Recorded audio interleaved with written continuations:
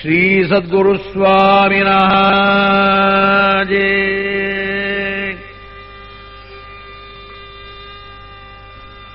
श्री शंकर सद्गुरु श्री शंकर सद्गुरु पाहि माम् श्री शंकर जगद्गुरु पाहि माम् श्री शंकर जय जय।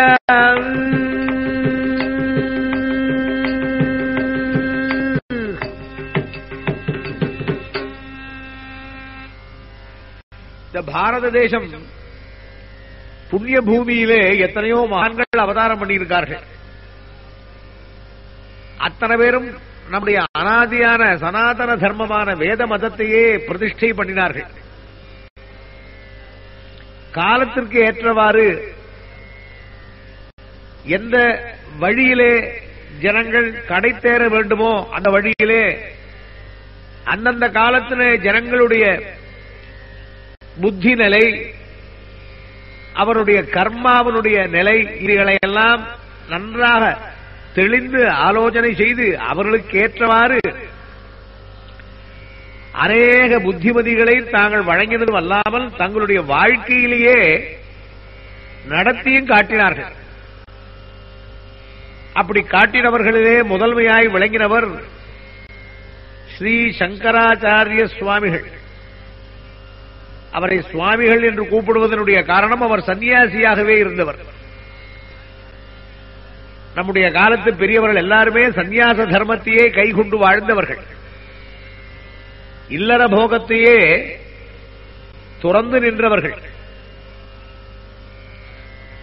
அப்படி தோன்றின பெரியவர்களிலே சங்கர பகவத் பாதர்கள் என்று அழைக்கும்படியான ஸ்ரீ சங்கர சத்குரு முதன்மையானவர். 1000 வருஷங்களுக்கு முன்பாகவே தோன்றினவர்.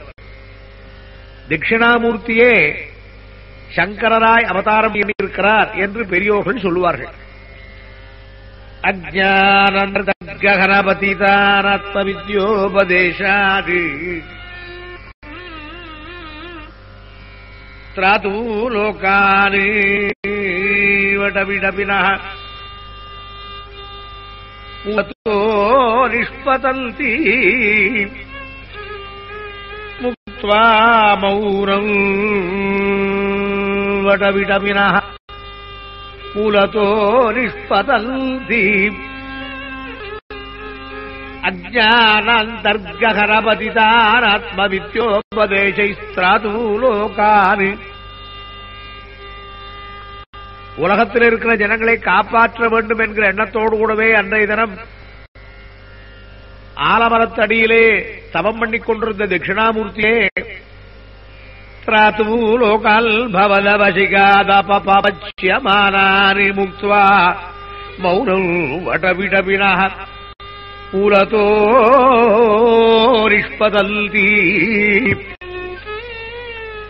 தன்னுடைய மௌன நிலையை விட்டுவிட்டு ஆலமா மரத்தினிடையிலே தவநெறியிலே இருக்கும்படியான தட்சிணாமூர்த்தி சம்போர்மூர்த்தி சரதி புவனே சங்கராச்சாரிய ரூபா.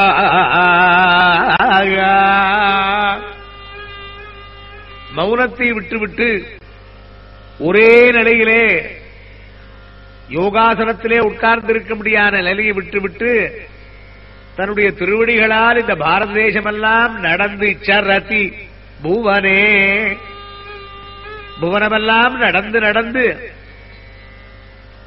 ஒரு ஆச்சாரியன். ஆச்சாரியன்கிறவன் யாரு? ஆச்சாரத்தை தான் கடைபிடித்து ஆச்சாரத்தை உலகத்திற்கும் கடைபிடிக்க செய்கிறவன். அந்த ஆச்சாரியனை யார் அடைகிறானோ, யாருக்கு நல்ல ஆச்சாரியன் நல்ல ஆசிரியன் கிடைக்கிறானோ அவனே உத்தம புருஷன் என்று சொல்கிறது. ஆச்சாரியவால் புருஷோ வேதா. அப்படி தோன்றினவர் 1000 வருஷங்களுக்கு முன்பாக அவருடைய காலத்தை இன்னும் சரியாகவே தீர்மானம் பண்ணிக் கொள்ளவில்லை. 1000 வருஷங்களுக்கு முன்பாகவே தோன்றினவர் காலடியிலே சிவகுரு ஆரியம்பிகை என்றதான நம்பூத்ரி பிராமணனுடைய குடும்பத்திலே பிறந்தார். திவசே மாதவர்த்தௌ ஸ்வச்சஸ்தே கிருஹபஞ்சகே மத்யல்லே அபிஜில்லா முகூர்த்தே சர்த்ரயாயுதே.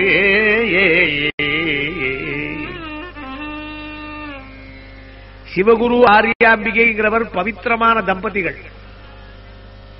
திரிசிவப்பேரூர் என்னும்படியான ஒரு க்ஷேத்திரத்திலே வழங்கின ரிஷபாச்சலேஸ்வரரை தனக்கு சந்ததி வேண்டும் என்று 40 நாள் சந்நிதியிலே கிடந்து பிரார்த்தனை பண்ணுகிற பொழுது அவர்களுக்கு பரமேஸ்வரன் அனுகிரகம் பண்ணி நந்தன வருஷம் வைசாக மாசம் திருவாதிரை நட்சத்திரம் சுக்லபக்ஷ பஞ்சமியிலே ஒரு குழந்தை பிறந்தார். திவசே மதவர்த்தௌ சோச்சஸ்தே கிருஹபஞ்சகே அவதாரம் செய்தார் சந்திரசேகர சங்கர சத்குரு அவதாரம் செய்தார். உதயகிரியில் தோன்றும் உன்னத ரவிச்சுடராய் உதயகிரியில் தோன்றும் உன்னத ரவிச்சுடராய் உத்தம கௌரி பெற்ற பித்தகன்காங்கேய அவதாரம் செய்தார்.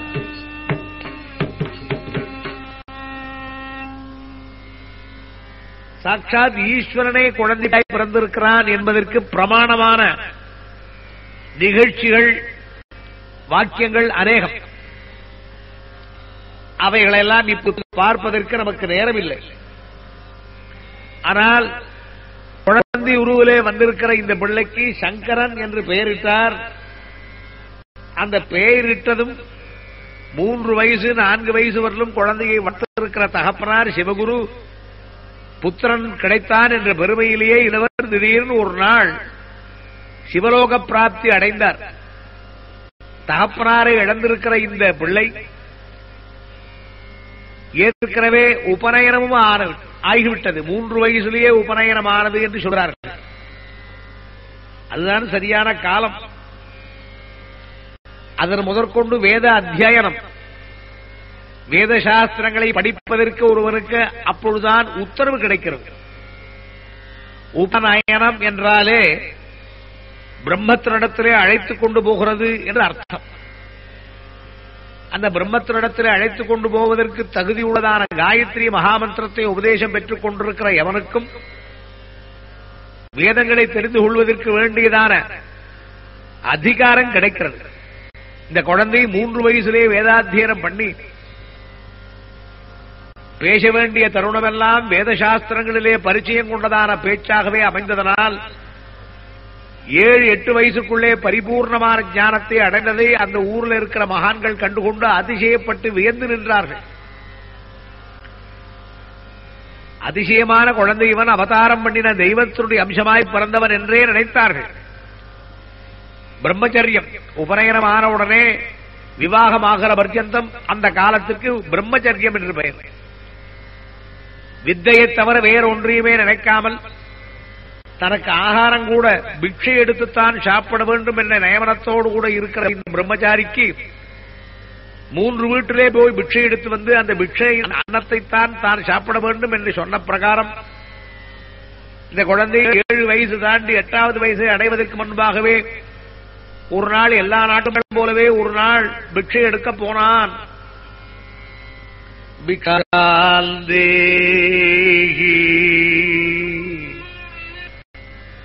பவதி பிக்ஷாந்தே. ஒவ்வொரு வீட்டு வாசல் நின்று பிக்ஷாந்தேகி பிக்ஷாந்தேகி பிக்ஷாந்தேகி என்று 3 தடவை சொல்ல வேண்டும். அந்த 3 தடவை சொன்ன உடனே பிக்ஷையை எடுத்துக்கொண்டு உள்ளே இருக்கிறவர்கள் பிக்ஷை என்பதுதான் பிச்சை என்று ஆயிற்று. பிக்ஷைக்கும் பிச்சைக்கும் வித்தியாசம் உண்டு. பிக்ஷை என்பது பரிசுத்தமாய் அன்னத்தை கொடுப்பது. நாம் யாருக்கு அன்னம் கொடுக்கிறோமோ, எவனுடைய வயத்திலே அன்னமானது போகிறதோ அவன் சத்பாத்திரமாய் இருந்தால் அந்த அன்னதானத்துக்கு தனிப்பட்டதான பெருமை உண்டு. பசித்தவர்களுக்கு அன்னம் போடுவது என்பது பொதுவான தர்மம்.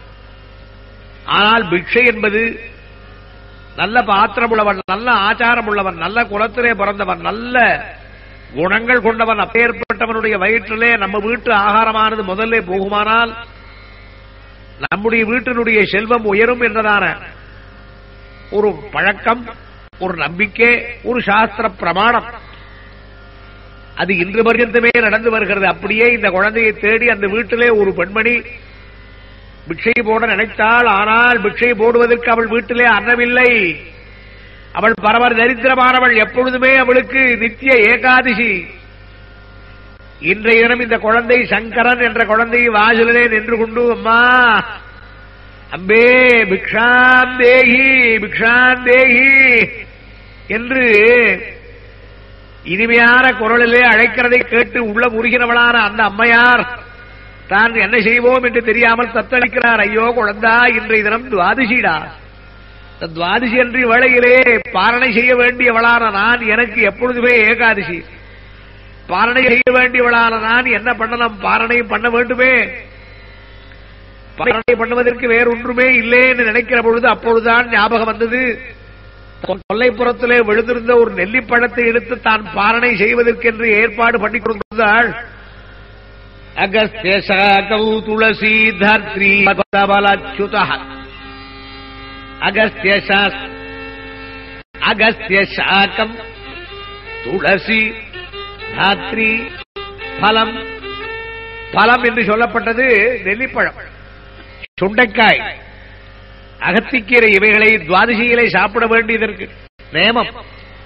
இந்த பழத்தை எடுத்துக்கொண்டு தான் பாரணை பண்ணுவதற்கு இந்த பழத்தை எடுத்துக்கொண்டு ஓடி வந்தால் வாசலில் இருக்கிற சங்கரன் மூன்றாவது தரம் பிட்டான் தேகி என்று சொல்லிவிட்டு, இல்லை என்றால் அடுத்த வீடு போய்விடுவனே என்று, குழந்தாய் அப்பா அன்னபூர்ண கிருஹாதிதி கிபுசித்த விருக்ஷ சபாஸ்ரயோ. அன்னபூர்ண கிருஹாதிதி கிபுசித்ர விருக்ஷ சபாஸ்ரயோ.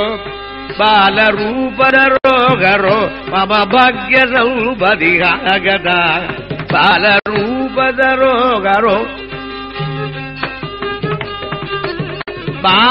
பாலரூபதரோகரோ மம பாக்ய சௌபதிகாகதா. தீக்ஷாய தேகி அம்பே பவதி தீக்ஷா தேகி.